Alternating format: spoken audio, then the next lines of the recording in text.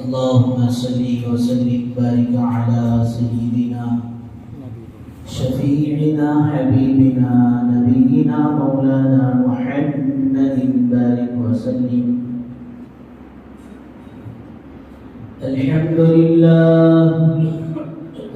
لله نحمده ونستعينه ونستغفره ونؤمن به ونتوكل عليه ونعوذ بالله من شرور أنفسنا ومن سيئات أعمالنا.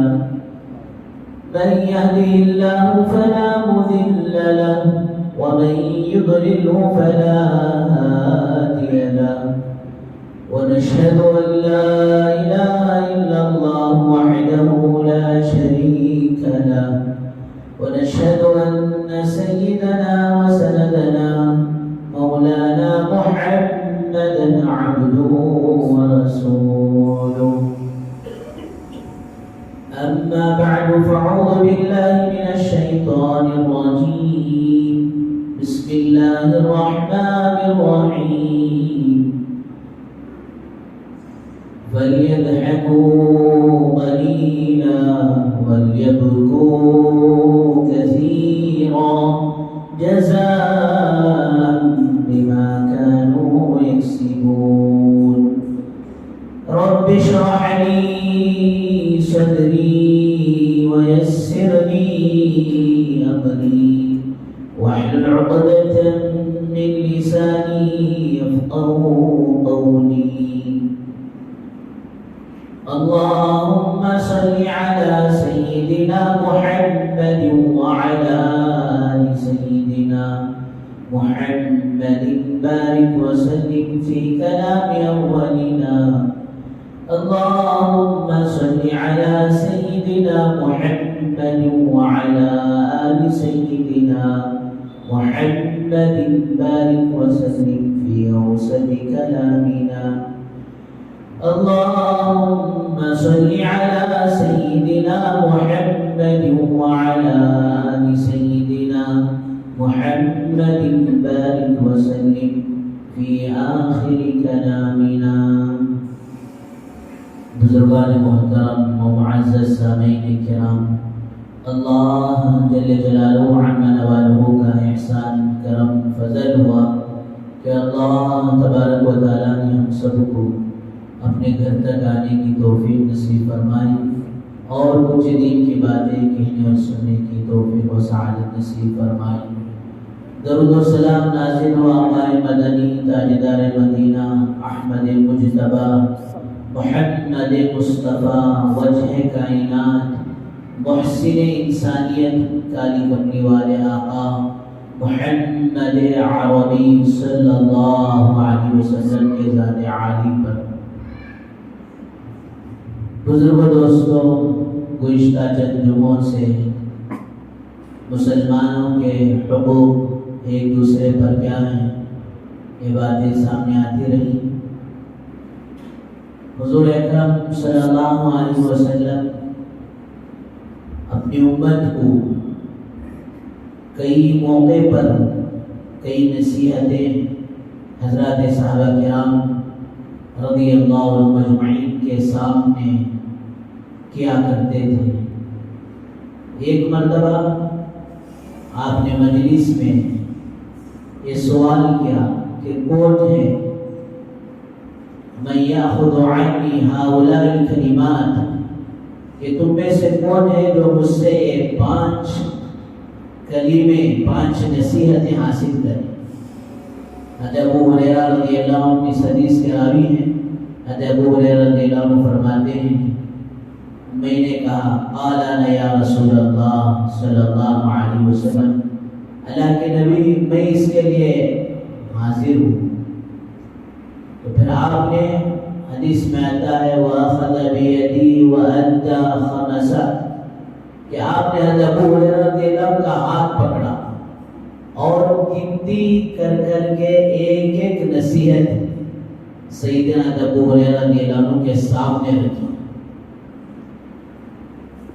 حضور اکرم صلی اللہ علیہ وسلم کا سوال کرنا کہ تم میں سے کون ہے جو مجھ سے ان کلمات کو حاصل کرے؟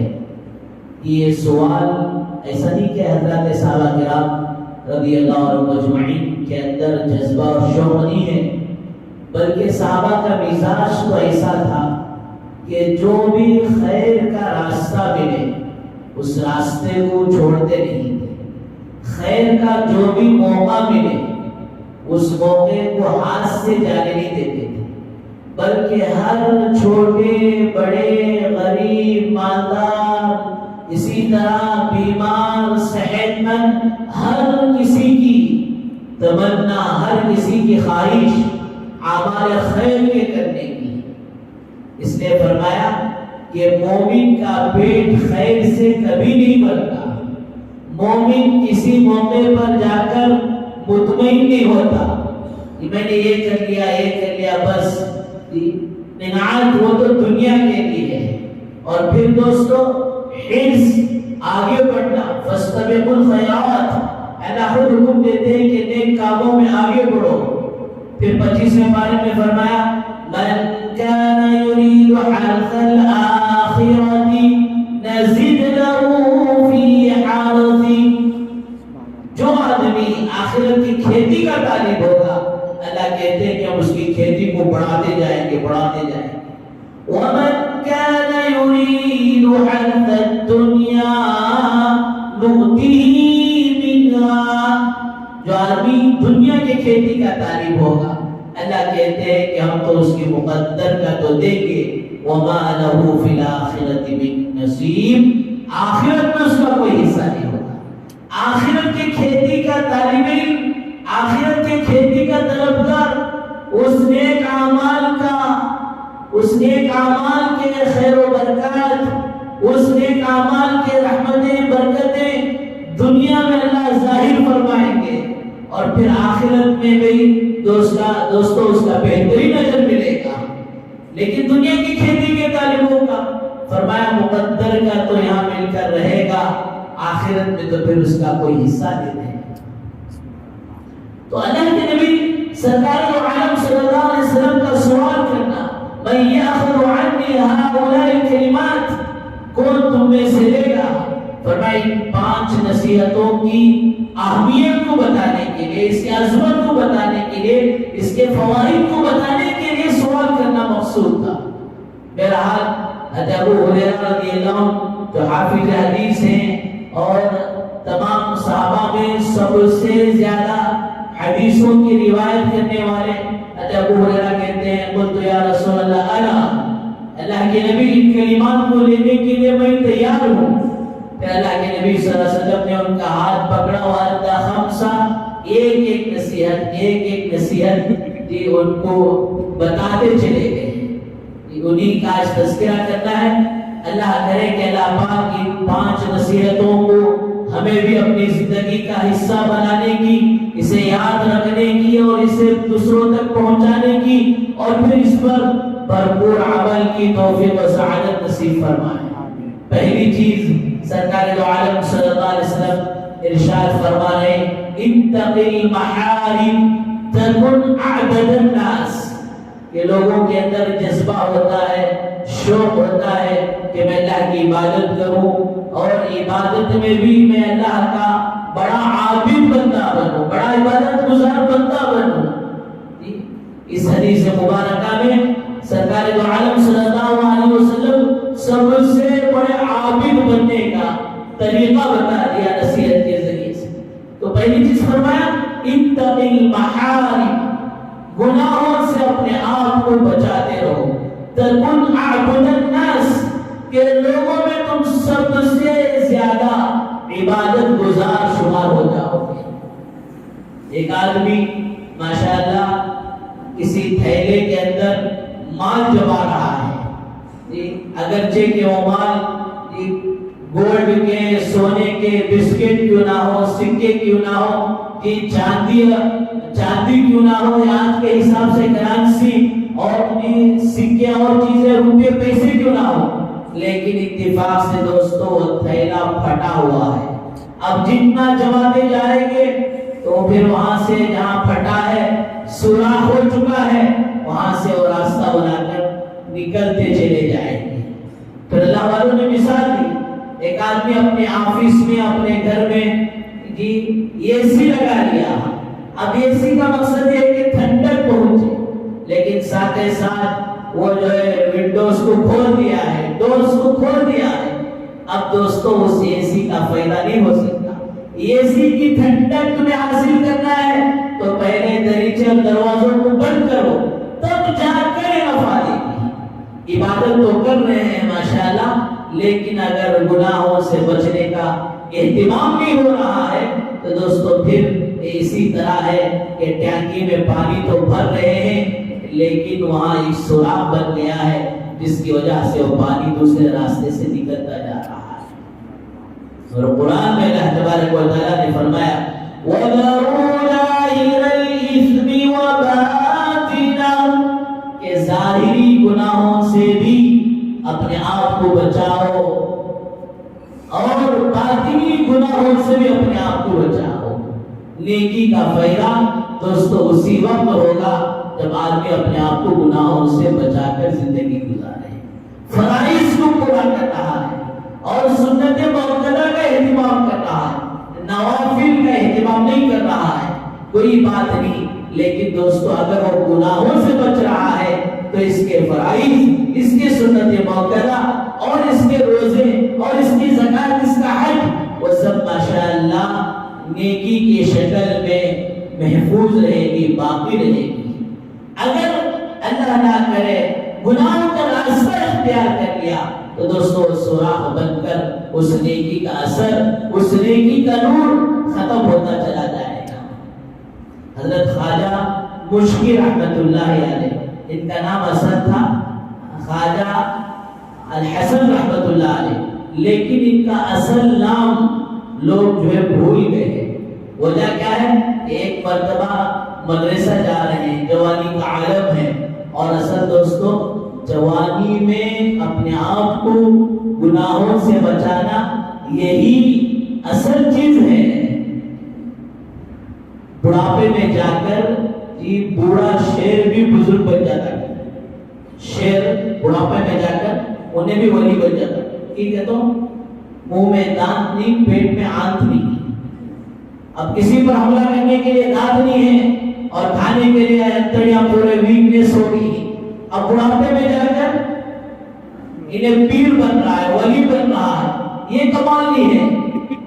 اصل میں جوانی کے عالم میں توبہ کرنا, جوانی کے عالم میں اپنی زندگی کو صحیح رخ پر ڈالنا, یہ اصل کامیابی ہے.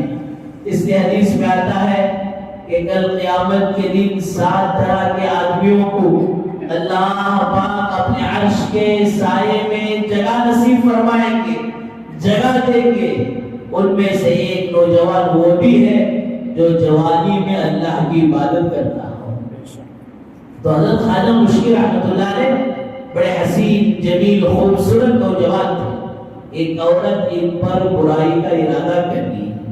حضرت ایک مرتبہ جا رہے تھے تو روتی ہوئی دوڑتی ہوئی آئی, آ کر کہنے لگا مولوی صاحب ہمارے شوہر انتقال کر رہے ہیں, سکرات کی حالت میں ہیں اور وہ کچھ وصیت دکھا رہے ہیں اور میں ان پڑھ جاہل عورت ہوں, مجھے لکھنا نہیں آتا, آپ ذرا احسان فرمائیں, کرم فرمائیں, ذرا اندر آ کر ہمارے مرتے شوہر کی وصیت نکلے.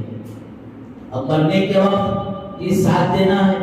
اب حضرت یہ سوچ کر گئے شاید اس کی جو ہے وصیت کو میں لکھ لوں کہ اگر کوئی کار خیر اس سے وجود میں آتا ہے اس کے برابر میں بھی جو ہے ثواب میں حصے دار بنوں گا.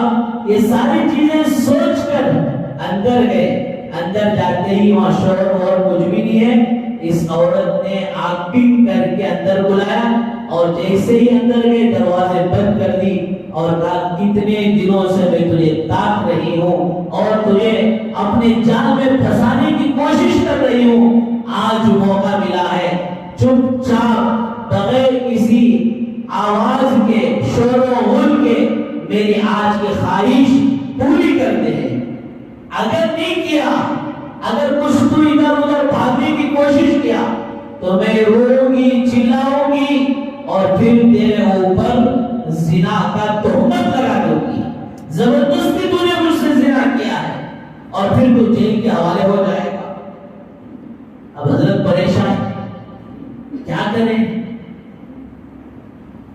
اگر بھاگنے کی کوشش کریں، بچنے کی کوشش کریں تو پھر دوستوں مسئلہ ہے کہ یہ چیخے گی، چلائے گی اور خامخواہ زنا کا تہمت لگائے گی، جیل کے حوالے ہو جاؤں گا، اور پھر برائی کا ارادہ کروں۔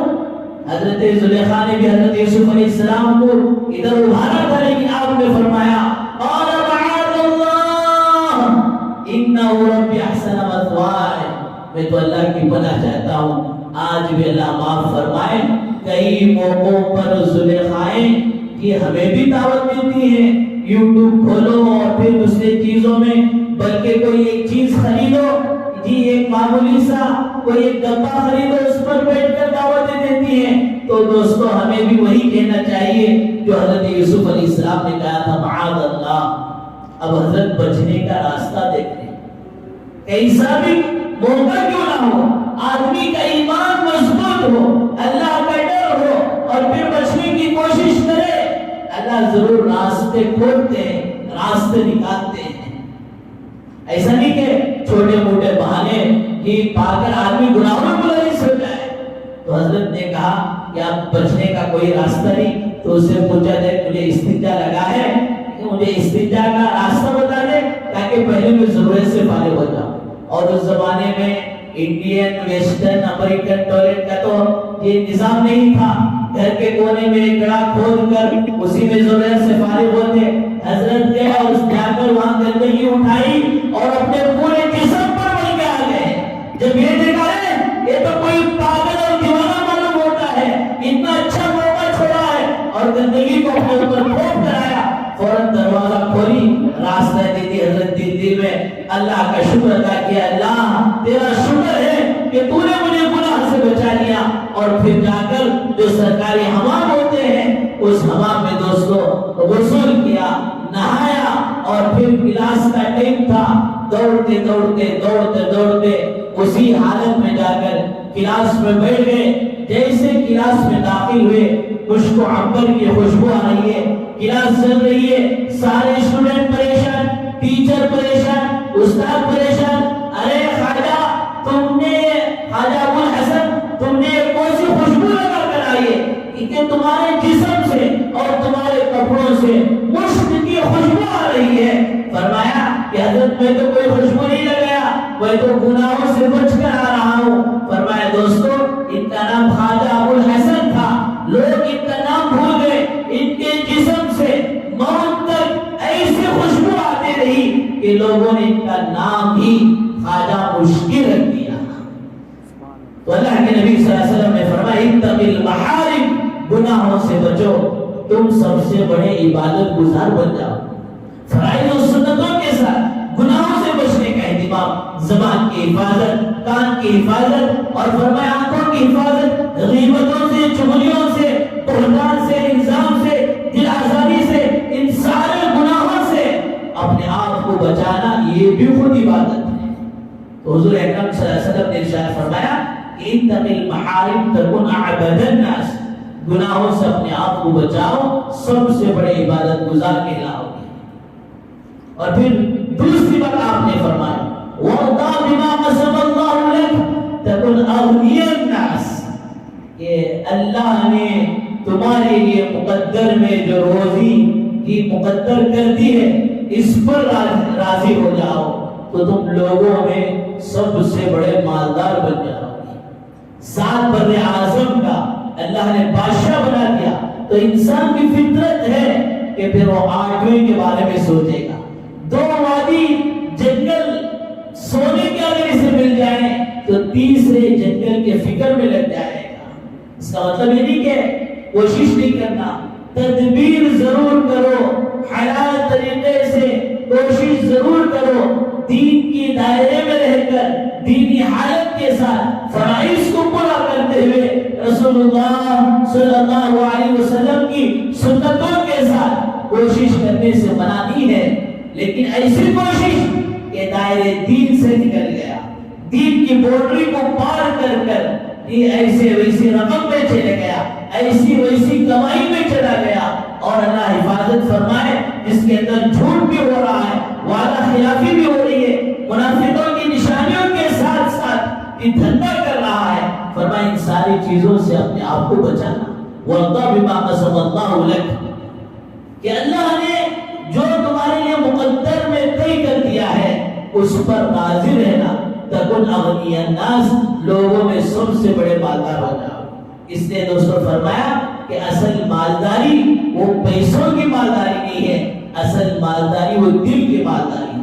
الغنا غنى النفس، یہ سب سے بڑی مالداری وہ دل کی مالداری ہے کہ آدمی کا دل بڑا ہو، اگرچہ کہ اللہ نے مال تھوڑا دیا ہو، فرمایا کہ جو اس مال کے ذریعے سے جو اپنے بیوی بچوں پر بھی خرچ کرے گا اور اپنے اہل و عیال پر بھی خرچ کرے گا اور اڑوس پڑوسی کا، رشتہ داروں کا، سب کا حق ادا کر رہا ہو، یہ مالدار بننا یہ تو ٹھیک ہے، لیکن مال کے چوکیدار بننا یہ غلط ہے۔ کیا مطلب؟ اے ٹی ایم آفس میں، اے ٹی ایم مشین پر جس طرح واچ مین دن اور رات بیٹھتا ہے کہ یہاں سے کوئی پیسہ ادھر ادھر نہ ہو، اس طرح مال کا چوکیدار بن جانا دوستو یہ غلط ہے، مالدار بننا غلط نہیں ہے۔ اللہ کے نبی صلی اللہ علیہ وسلم نے ارشاد فرمایا کہ لوگوں میں سب سے بڑے تم مالدار ہو جاؤ گے، اللہ نے جو روزی تم پر مقدر کیا ہے اس پر تم راضی رہ جاؤ۔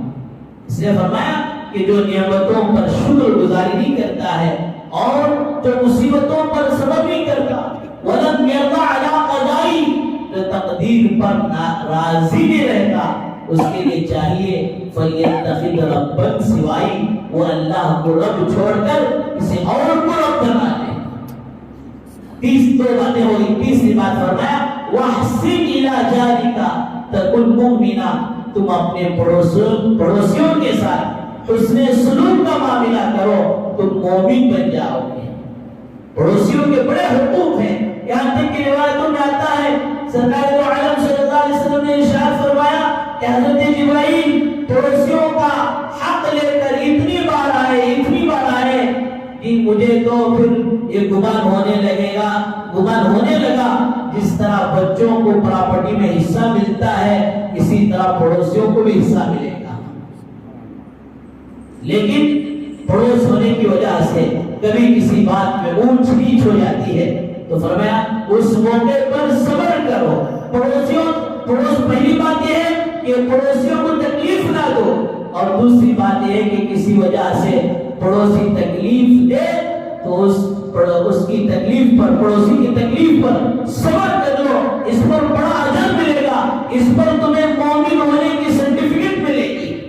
یہاں تک کہ روایتوں میں لکھا ہے پڑوسی کے حقوق کے بارے میں کہ میرا ایک گھر ہے، کہ میں اپنا گھر بیچنا چاہ رہا ہوں، تو یہاں شریعت یہ کہتی ہے کہ دین کا مسئلہ یہ ہے کہ دوسرے کو بیچنے سے پہلے ایک بات اپنے پڑوسی سے بھی پوچھ لو، میرا اس گھر کا، میری اس بلڈنگ کا بیچنے کا ارادہ ہے، کیا آپ خریدنا چاہیں گے؟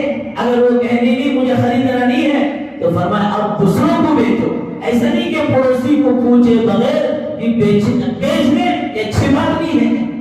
اور دوستو ایک دور وہ تھا کہ مسلمان پڑوس ہونے کی دوستو ویلیو لگا کرتی تھی، قیمت لگا کرتی تھی۔ حضرت عبداللہ بن مبارک رحمۃ اللہ علیہ کے بارے میں لکھا ہے کہ حضرت کا گھر یہ حضرت کے پڑوس میں یہودی تھا، اس نے بیچا اور قیمت اس وقت کے 2000 دینار لگائی۔ خریدنے والے نے کہا کہ بھائی ریئل اسٹیٹ تو اتنا اس محلے میں بڑا ہوا نہیں ہے، اس محلے کی ایک ویلیو ہے، وہ ویلیو کے حساب سے، اسکوائر فٹ کے حساب سے اور پھر تیرے گھر کے حساب سے تھوڑی قیمت 1000 روپے بن رہی ہے، لیکن تو یہ 2000 کیوں بیچ رہا ہے؟ 1000 روپے اور کیوں بڑھا دیا ہے؟ تو وہ یہودی بڑے اطمینان کے ساتھ کہتا ہے 1000 دینار تو اس گھر کی قیمت ہے، اور 1000 دینار جو تجھے اللہ کا ایک ولی پڑوسی کی شکل میں مل رہا ہے اس کی قیمت میں لے رہا ہے۔ دوستو ایک دور اور تھا کہ مسلمانوں کی پڑوسیوں کے ہونے کی قیمت لگائی جانے کی۔ اللہ معاف فرمائے ہمارے اخلاق گرے، ہم نے دین کو چھوڑا تو فرمایا آج معاملہ کرنے سے لوگ ڈرا کرتے ہیں۔ تو سرکار دو عالم صلی اللہ علیہ وسلم نے تیسری نصیحت فرمائی وَأَحْسِنْ إِلَىٰ جَارِكَ، تکن مؤمنہ، اپنے پڑوسی کے ساتھ اس نے سلوک کر. برتن آپس میں ٹکراتے تو آواز آتی ہے، یہ ٹکراتے ہی ہیں، آواز آئے ہی، لیکن اس موقع پر صبر کرنا، یہ برداشت کر لینا، پڑوسی کا حق ادا کرنا، اگرچہ کہ پڑوسی غیر ہے تب بھی اس کے ساتھ حسن سلوک کا حکم ہے. اور چوتھی چیز فرمائی کہ اپنے لیے وَحِبَّ لِلنَّاسِ مَا تُحِبُّ لِنَفْسِكَ، اس کے متعلق تو بات آ گئی تھی پہلے کہ اپنے لیے جو چاہیں اوروں کے لیے بھی وہی چاہنا. اور پانچویں چیز اللہ کے نبی صلی اللہ علیہ وسلم نے اس حدیث مبارکہ میں فرمایا وَلَا تُكْثِرِ الضِّحْكَ فَإِنَّ كَثْرَةَ الضِّحْكِ تُمِيتُ الْقَلْبَ، زیادہ ہنسنے سے بچا کرو، اس لیے کہ زیادہ ہنسنا دل کو مردہ کر دیتا ہے. فَلْيَضْحَكُوا قَلِيلًا وَلْيَبْكُوا كَثِيرًا، اللہ کہتے ہیں کہ کم ہنسو زیادہ رویا کرو. آدمی کا جب دل مردہ ہو جاتا ہے، موت کو بھول جاتا ہے، قبر کو بھول جاتا ہے، حشر کو بھول جاتا ہے، آخرت کو بھول جاتا ہے. اس لیے حضور اکرم صلی اللہ علیہ وسلم کی عادت شریفہ مسکرانے کی تھی. آپ ایک جگہ سے گزر رہے ہیں، ایک مجمع کو دیکھا کہ کھل کھلا کر ہنس رہے ہیں، تو آپ نے فرمایا کہ لذتوں کو توڑنے والی چیز موت کو اگر تم یاد رکھا کرتے تو پھر تمہارے چہروں پر ایسی ہنسی نہیں آتی. ہاں یہ بات اور ہے کہ ایمان والے کو سلام کرنا یہ صدقہ ہے، ایمان والے کو دیکھ کر مسکرانا یہ صدقہ ہے. کھل کھلا کر ہنسنا، دن و رات جوکر بن جانا، دوسروں کو جوکر بنانا، فرمایا دن و رات ہنسنے ہنسانے کا مشغلہ بنا لینا. فرمایا دل مردہ ہو جاتا ہے، جب دل مردہ ہو جاتا ہے اللہ کے ذکر سے بھی اور دینی چیزوں سے بھی غافل ہوتا چلا جاتا ہے. دعا فرمائے اللہ تبارک و تعالی ہم سب کو یا اللہ کے نبی صلی اللہ علیہ وسلم کی بتائی ان پانچوں نصیحتوں پر بھرپور عمل کی توفیق و سعادت نصیب فرمائے. وآخر دعوانا الحمدللہ رب العالمین. جو حضرات سنت نے پڑھی